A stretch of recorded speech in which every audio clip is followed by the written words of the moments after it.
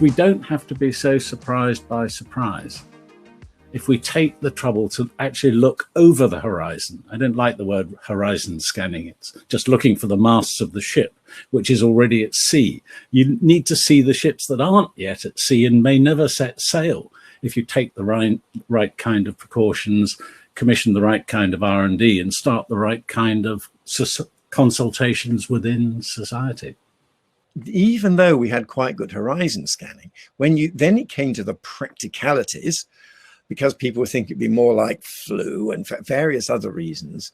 And we underestimated the importance of having resilient domestic capability in things like protective health equipment. Even though we had reasonable horizon scanning, we weren't operationally ready to deal with it in practice.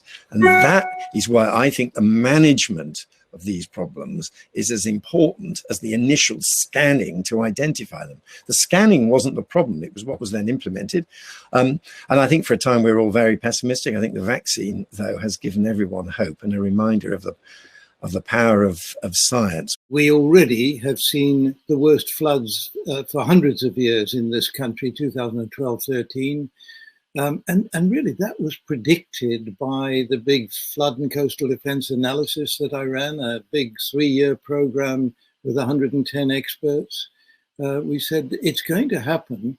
And we also pointed out to government that every pound invested in flood and coastal defense management is going to save at least 7 to 10 pounds in flood and coastal defense damage if we don't do it.